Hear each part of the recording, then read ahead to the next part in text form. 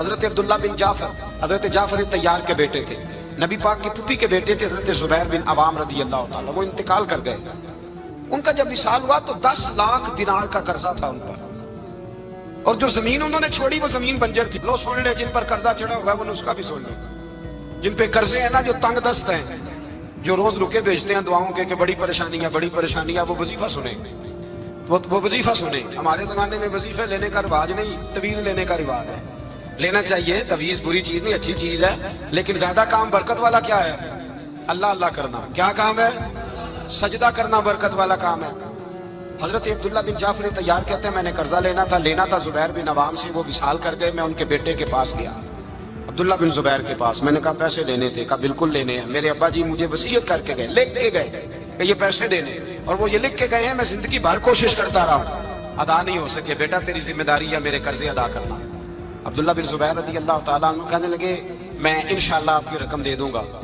تو عبداللہ بن جعفر تیار کہنے لگے بھائی ہم دونوں آپس میں ہیں، کوئی شے نہیں چھوڑ کے گئے آپ کے ابا جی، کوئی چیز نہیں۔ توجہ ہے میری بات پر؟ یہ صحابہ کا ذرا انداز دیکھیے گا بندگی کا، کوئی چیز نہیں چھوڑی۔ حضرت زبیر بن عوام کہنے لگے ایک زمین کا ٹکڑا ہے وہ بھی بنجر ہے، اس میں بھی کوئی کھیتی نہیں اگتی، سبزہ نہیں ہوتا، بنجر ہے، پانی کوئی نہیں، اور وہ اتنی خشک ریتلی زمین ہے کہ بڑا مشکل کام ہے وہاں سیراب کرنا، بے آباد زمین ہے۔ حضرت سیدنا عبداللہ بن جعفر کہنے لگے تو اس طرح کر، وہ مجھے ساری نہ دے، اس میں سے تھوڑی سی مجھے دے دے، میں 10 لاکھ دینار کے عوض وہی رکھ لیتا، تیرے باپ کا قرضہ ادا ہو گیا، دے تو صحیح۔ انہوں نے کہا کیا کریں گے، وہ تو کسی کام کی نہیں، چند کوڑیوں کی بھی نہیں، فرمایا مجھے دے دو، میں جانوں اور میرا کام جانے۔ او بھائی یہ تھے بندگی والے لوگ، یہ تھے جن کا رب سے رشتہ ہے، جنہوں نے حضور کے صلی اللہ علیہ وسلم کے پاس بیٹھ کر بندگی سیکھی تھی۔ کہتے زمین کا ٹکڑا لے لیا، بنجر بے آباد ریتلی زمین، جب میرے حصے میں آئی پہلے دن اپنے غلام سے کہنے لگے جو جگہ تجھے زیادہ سخت لگتی ہے نا وہاں میرا مصلی بچھا دے، جو تجھے زیادہ بنجر بے آباد لگتی ہے وہاں مصلی بچھا۔ غلام نے مصلی بچھایا تو عبداللہ بن جعفر نے اللہ اکبر کہہ کے نیت باندھی۔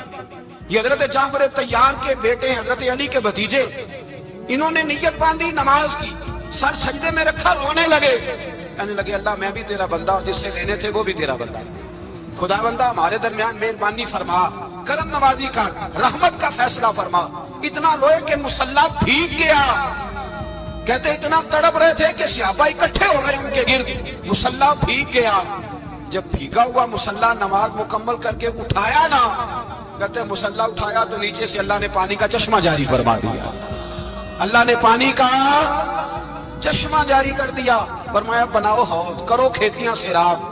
فرماتے ہیں جہاں ایک درخت نہیں اگتا تھا اللہ نے پورا باغ اگا دیا، جہاں ایک پھل نہیں ہوتا تھا وہاں عالی شان پھل لگ گئے، قرضے بھی ادا ہوئے۔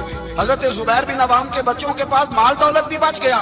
لوگ جب کہتے ہیں یہ ساری کس چیز کی برکت ہے، اور فرماتے ہیں یہ ساری سجدوں کی برکت ہے، یہ رب کی بندگی کی برکت ہے، یہ اس کی بارگاہ میں نماز پڑھنے کی۔ مسلمان توجہ نہیں کرتا، توجہ نہیں۔ جاگ رہے ہیں آپ حضرات؟ یہاں کوئی حکومت اعلان کرے نا کہ ہر نماز کے بعد 500 روپیہ، کتنا جی؟ میرے خیال کسی بھی نہیں ہونا مسجد۔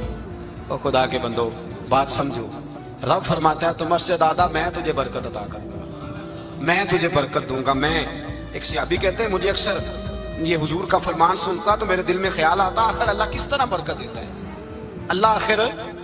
ایک صحابی کہتے ہیں نبی پاک صلی اللہ تعالیٰ علیہ وسلم نے فرمایا عبادت کرو اللہ برکت دے گا۔ میرے دل کے اندر خیال آیا کس طرح، آخر اللہ کس طرح سے نوازتا ہے، اعلان کیا ہے؟ کہتے میں یہ بات سوچ کے نا تو مجھے قضائے حاجت کی حاجت ہوئی، پخانہ پیشاب کے لیے میں نکلا تو ایک جگہ دور جا کے میں بیٹھا کھیتوں میں، دور جا کے کہتے میں پیشاب کر رہا تھا تو ایک چوہا اپنے بل سے نکلا اور ایک ہیرا میرے پاس رکھ گیا، میں پیشاب کر رہا ہوں، کہتے پھر گیا اندر تو ایک ہیرا اور رکھ گیا، پھر گیا تو پھر رکھ گیا، پھر گیا تو پھر رکھ گیا، کہتے 15 ہیرے چھوڑ گیا۔ اب میں فارغ ہوا، وہ ہیرے اٹھائے گھر نہیں لے کے گیا، مسجد نبوی میں گیا کہ حضور سے پوچھوں میرے لیے جائز بھی ہے کہ نہیں، بلوں سے نکل رہے ہیں، بلوں سے پیسے نکل رہے ہیں، ہمارے سارے بلوں میں ہی چلے جاتے ہیں، بلوں سے پیسے آ رہے ہیں صحابہ کو، برکت دیکھ کے عبادت، بلوں سے پیسے آ رہے ہیں، بل سے۔ فرماتے ہیں میں وہ ہیرے اٹھائے تو در رسول پہ، جب میں نے پہلا قدم رکھا نا مسجد نبوی میں تو مجھے بتانا نہیں پڑا، میرے مصطفیٰ نے میرا چہرہ دیکھا اور مسکرا کے فرمایا پتہ چلا ہے اللہ کس طرح نوازتا ہے؟ خبر ہوئی ہے اللہ کس طرح نوازتا ہے؟ فرمایا رب کی بارگاہ میں جھکے رہو، وہ تمہیں وہاں سے دے گا تمہارا گمان بھی نہیں گیا ہوگا۔ اس کے حضور تو آؤ، اس کی جانب تو توجہ کرو۔ بندگی کی اپنی ایک لذت ہے، سجدے کا اپنا ایک ذائقہ ہے۔ اگر آپ نبی کریم سید عالم صلی اللہ تعالی علیہ وسلم کی عبادات کو ملاحظہ کریں نا تو سرکار کی زندگی میں کثرت ہے عبادت کی۔ اعلان نبوت سے پہلے کتنے کتنے مہینے حضور غار حرا میں عبادت کرتے تنے تنہا۔ حرم کعبہ قریب تھا لیکن وہاں رش ہوتا تھا، لوگ ہوتے تھے۔ فرمایا میں اکیلے میں اپنے رب کو منانا چاہتا ہوں۔ کتنے کتنے ایام حضور غار حرا میں عبادت کرتے۔ پھر صحابہ کرام علیہ رضوان فرماتے ہیں کہ مدینہ منورہ میں حضور کا یہ رنگ ہوتا، اتنے لمبے سجدے کرتے کہ لگتا روح مبارک کی پرواز کرتے، اتنے لمبے سجدے کرتے۔ حضرت سیدنا معاذ بن جبل رضی اللہ تعالیٰ عنہ فرماتے ہیں 3 دن ہو گئے حضور چلے گئے، مدینے میں نظر ہی نہیں آ رہے۔ صحابہ پریشان، ابو بکر صدیق، عمر فاروق، عثمان غنی، مولا علی ڈھونڈتے پھرتے، حضور سید عالم صلی اللہ علیہ وسلم کا پتہ نہیں۔ فرماتے جناب صدیق ایک پر گھومتے گھومتے جبل سلا کی پہاڑی کے قریب گئے، ایک چرواہا بکریاں چلا رہا تھا، اس سے پوچھا تم نے میرے محبوب کو تو نہیں دیکھا؟ تو کہنے لگا مجھے نہیں پتا تمہارے محبوب کون ہے۔ ایک آدمی آج 3 دنوں سے غار میں رو رہا ہے، اتنی شدت کے ساتھ روتا ہے کہ میری بکریاں جا کے غار کے سامنے بیٹھ جاتی اور بکریاں بھی روتی ہیں، میں بڑا کھینچتا ہوں پر لوٹتی نہیں، رات کو گھر لے کے جاتا ہوں تو جاتی نہیں، سویرے باڑے سے نکالتا ہوں تو دوڑی ہوئی آتی ہے، پھوٹ پھوٹ کے روتی ہیں، لیکن حال یہ ہے کہ دودھ پہلے سے بھی زیادہ دیتی ہیں۔ حضرت ابو بکر صدیق کہنے لگے یہی تو میرے رسول پاک علیہ الصلوۃ والسلام کے نبی ہونے کی علامت ہے۔ اس صحابہ کو بلایا، 3 دن سے حضور سجدے میں، کتنے دنوں سے؟ یہاں سجدہ لمبا ہو جائے تو امام کے پیچھے لوگ بھاگنے لگتے ہیں کہ صاحب آپ تو فارغ ہیں، مجھے تو ڈیوٹی پہ بھی جانا تھا۔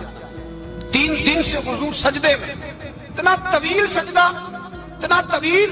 صحابہ کہتے ہیں قدموں میں جا کے لگے، محبوبہ بس کریں آ جائیں۔ حضور نے فرمایا رب نے سورہ ہود نازل کر دی ہے، سخت حکم آ گئے۔ وہ کہتا ہے میں تیری امت سے حساب پوچھوں گا، میں اپنے رب کو منا رہا ہوں، بکر جاؤ مجھے منا لینے دو۔ حضور نے ہمیں بتلایا ہے کہ رب کو سجدہ کرے تو رب مانتا ہے، اس کو منانے کا طریقہ سجدہ کرنا ہے، جھکنا ہے، عبادت کرنا ہے۔ کہا وہ مانے گا تو میں آؤں گا۔ تڑپ گئے صحابہ۔ اور ایک روایت ایسی بھی ہے کہ جب بات نہ بنی تو حضرت فاطمہ سے عرض کیا۔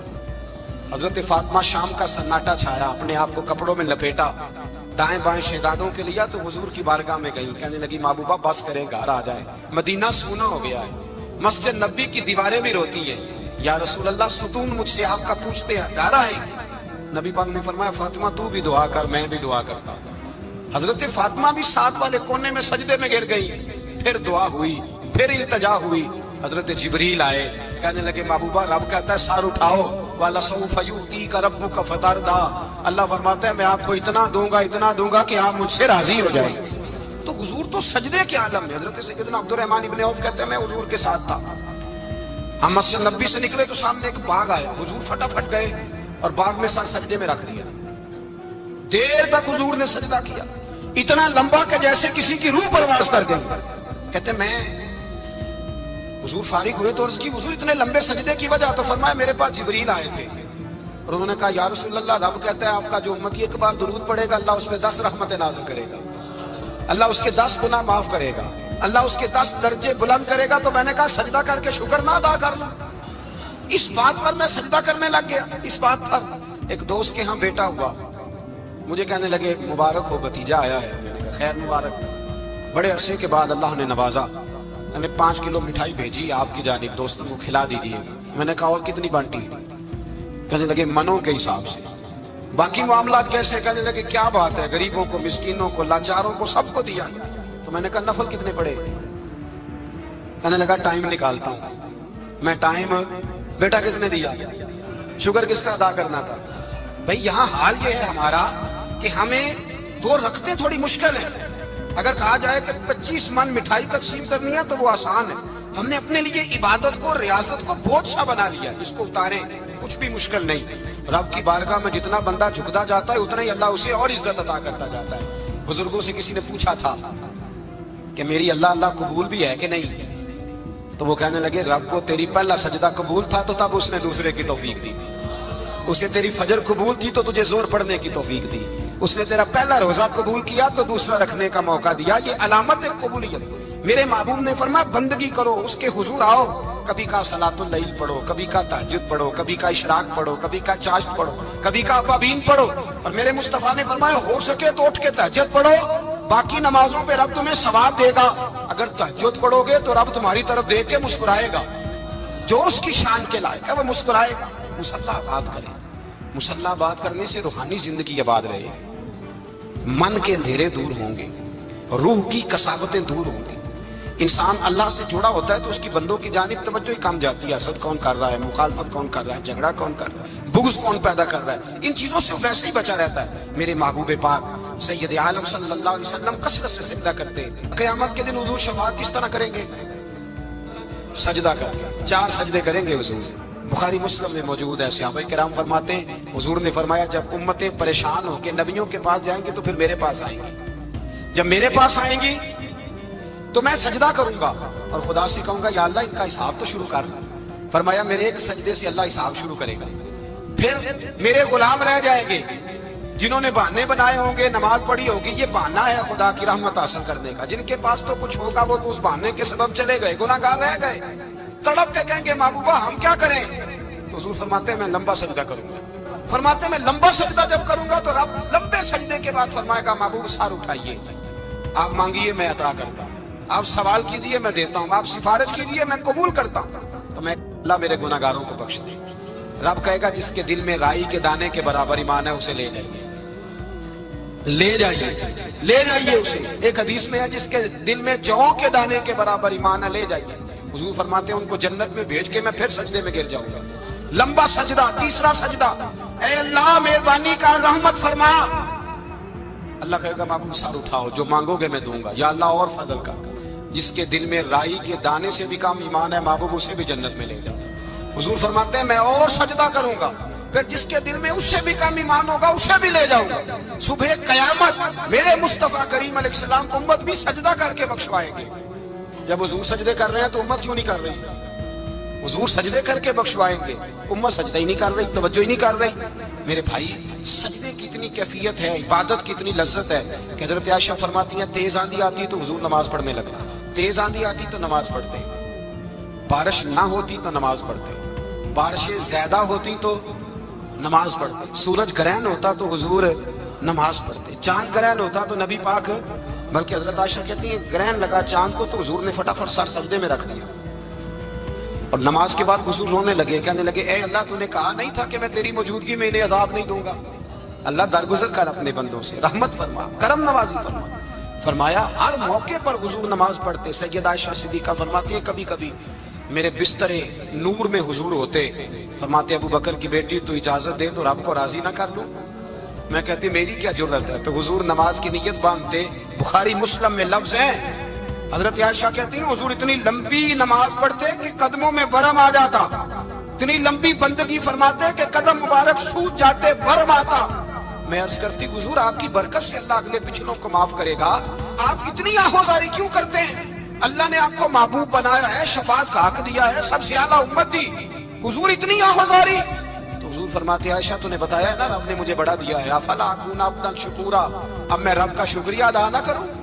میں لمبی نمازیں پڑھ کے اس کا شکریہ ادا کرتا ہوں، اس کی بارگاہ میں حاضر ہوتا ہوں۔ میرے بھائی نماز نہیں تو انسان کاہے گا، سجدہ نہیں تو اس نے زندگی کہاں بتا دی؟ اگر اللہ کی بارگاہ میں ایک صحابی نے سر سجدے میں رکھا تو ماتھے پہ مٹی لگ گئی، وہ جھاڑنے لگے، میرے قریب نے فرمایا نہ جھاڑ، جب تک سجدے کی مٹی پیشانی پہ رہتی ہے اللہ کے فرشتے درود پڑھتے رہتے ہیں، اس سے رہنے دو، یہ تو لذت ہے۔ عزت والا وہ ہے جو مالک کی بارگاہ میں۔ حضرت صلہ بن حشیم کے بارے میں صحابہ کہتے ہیں بڑے عبادت گزار تھے، نیک تھے۔ حضرت انس بن مالک کہتے ہیں ہم نوجوانوں کا دل کیا کہ ذرا اس صحابی کی عبادت کا تو پتہ کریں، کس طرح کی ہے عبادت کا تو پتہ کریں۔ فرماتے ہیں جنگ کا موقع تھا، رات کے وقت جب دنیا سو گئی نا تو وہ بھی لیٹ گئے، جب دیکھا سب لوگ سو گئے تو چپکے سے اٹھے تو جنگل میں چلے گئے، جنگل میں جا کے نماز کی نیت باندھ لی۔ کہا صلہ بن حشیم صحابی ہیں، وہاں نماز پڑھنے لگے، کہتے ہیں میں بھی پیچھے پیچھے ہو گیا کہ پتہ تو کروں کس طرح پڑھتے ہیں۔ تھوڑی دیر گزری تو شیر آ گیا، شیر نے آ کے تھاڑا، للکارا۔ فرماتے ہیں میں ڈر کے درخت پہ چڑھ گیا۔ حضرت صلہ بن حشیم نے نماز کا سلام پھیرا، اطمینان کے ساتھ شیر سے کہنے لگے اور جا چلا جا کہیں اور رزق تلاش کر، میں تو اپنے رب کی عبادت کر رہا ہوں، میں تو اس کی بارگاہ میں جھکا ہوا ہوں، مجھ پر تیرا قبضہ نہیں ہو سکتا۔ جب جنگلی درندوں کا قبضہ نہیں ہو سکتا تو کسی اور درندے کا عبادت گزار پہ قبضہ ہو سکتا ہے؟ حضرت انس بن مالک فرماتے ہیں مجھے سمجھ آ گئی، جو درندوں سے بچنا چاہے، ظالموں، جابروں، فاسقوں سے بچنا چاہے، وہ اپنے آپ کو رب کی بارگاہ میں جھکائے، وہ اس کے حضور حاضری دے۔ جو بچنا چاہے، میرے بھائی، رمضان المبارک آیا، مسجدیں بھری، 2-3 دن 4 دن نئی صفیں خریدی لوگوں نے، پھر 2-4 روزے گزرے، پھر چند دن گزرے، پھر وہی معمول کے نمازی۔ ایک بات بتاؤ، گکھڑ میں نا 4-5-6 قبرستان ہیں، ان قبرستانوں کی تختیوں کو کبھی پڑھیں جا کے، ایسے لوگ آپ کو ملیں گے جن کی وجہ سے حکومتیں چلتی تھی، وہ سو گئے تو پیچھے کام بند ہو گیا۔ کیا ہوا؟ کام چل رہا ہے کہ ختم ہو گیا؟ بیٹا جس کا گزارا نہیں نہ ہوتا باپ کے پاس، وہ کہتا میں جی نہیں سکوں گا، وہ بھی جیتا ہے اور کھول کے جیتا ہے۔ بی بی کہتی ہے میرے تو سر سے تاج اٹھ گیا، زندگی کیسے گزرے گی؟ کچھ بھی نہیں ہوتا، سب ہوتا۔ 20-20 سال عورتیں بیوہ کی زندگی گزار کے چلی جاتی ہیں۔ یہ جو ہم نے اپنے اوپر بہت زیادہ بوجھ رکھا ہوا ہے نا، جھوٹ بولتے ہیں بہت سارے لوگ، مجھے وقت نہیں ملتا نماز کا، یہ بہت بڑی جرت ہے، بہت بڑی۔ مجھے میرا کوئی دوست کہے نا میرے پاس ٹائم نہیں آپ کے پاس آنے کا، تو ہو سکتا ہے میں بگڑ جاؤں، تو کیسا یار ہے، ملنے کا ٹائم نہیں تیرے پاس؟ وہ میرے بھائی تو اللہ سے ہی کہہ رہا ہے کہ میرے پاس ٹائم نہیں تیرے پاس آنے کا، اور اب سے ہی کہہ دیا تو نے، اللہ سے ہی کہہ دیا ہے۔ نماز اتنا ضروری کام کہ حضور کا وصال کا وقت آیا، عین اس وقت بھی حضور نے فرمایا میری 2 باتیں یاد رکھنا۔ حضور کیا فرمایا کہ غلاموں سے اچھا سلوک کرنا، دوسرا اپنی نماز کی حفاظت کرنا، اسے چھوڑنا نہ۔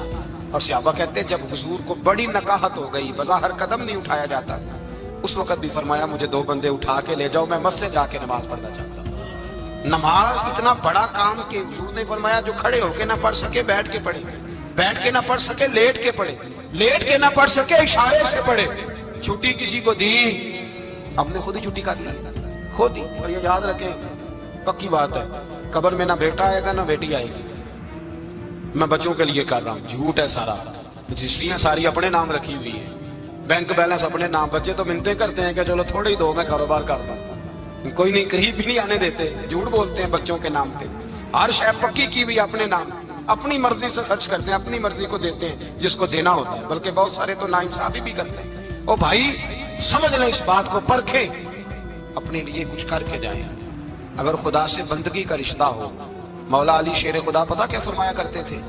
حضرت علی فرمایا کرتے تھے میں نے تو دعا کی ہے خدا بندہ جنت میں بھی نماز کی توفیق دینا۔ اگر نماز نہ ہوئی تو جنت میں دل کیسے لگے گا؟ بغیر نماز کی طبیعت کیسے رچے گی؟ آپ یقین کریں نماز انسان کو بناتی ہے، نماز نکال دی جائے نا تو زندگی کا حسن ختم ہو جائے۔ لوگ ٹائم دیتے ہیں 3 بجے کا، 4 بجے کا، 5 بجے کا، لیکن مذہبی لوگ ٹائم دیتے ہیں زور کے بعد کا، عصر کے بعد کا، فجر کے بعد کا۔ مسلمان کی تو ترتیب ہی نماز سے شروع ہوتی ہے۔ نماز کب فرض ہوئی؟ معراج کی رات کب فرض ہوئی جی؟ لیکن حضور جب گئے نا حرم شریف، یہاں بھی نماز پڑھا کے گئے، لینے جا رہے تھے نماز، لیکن مسجد اقصی میں بھی 2 رکعتیں پڑھا کے گئے۔ ابھی نماز آنی تھی، حضور اس سے پہلے نمازیں پڑھا رہے ہیں۔ تو نماز کا تو رشتہ ہے، نماز سے تو تعلق ہے۔ نماز حضرت سعید بن مسیب رضی اللہ تعالیٰ عنہ فرماتے یزید کی فوجوں نے جب مدینے پہ حملہ کیا تو انہوں نے گھوڑے باندھ دیے مسجد نبوی میں، 3 دن تک نماز نہ ہونے دی معاذ اللہ۔ فرماتے ہیں میں دیوانہ بن کے حضور کی قبر کے پاس بیٹھ گیا، میں دیوانہ بن گیا کہ وہ مجھے پاگل اور دیوانہ سمجھ کے چھوڑ دیں۔ فرماتے ہیں قسم اللہ کی عزت کی، جب نماز کا وقت آتا تھا حضور کی قبر سے اذان کی آواز آتی تھی، قبر انور سے جماعت کرانے کی آواز آتی تھی، قبر کے اندر سے۔ گویا میرے مصطفیٰ، شاید اسی لیے حضور نے 2 غلاموں کو ساتھ رکھا ہے، اذان بھی ہوتی رہے جماعت بھی ہوتی رہے۔ حضور تو اندر بھی جماعتیں کرا رہے ہو بھائی، وہاں بھی جماعتیں ہو رہی ہیں، اور تو یہاں نماز نہیں پڑھ رہا اور بہانہ بنا کے کھڑا ہے بہانہ بنا کے۔ نہ ایسا کر، وہ بھی جتنا وقت ملے مسجد میں جا کے گزارے، قرآن شریف کے ساتھ گزارے، ذکر کے ساتھ گزارے، عبادت کے ساتھ گزارے، اپنے آپ کو زیادہ سے زیادہ عبادت میں مصروف کرے۔ یہ اللہ کے ساتھ رشتہ ہے، عبادت نہیں تو بندگی کاہے کی۔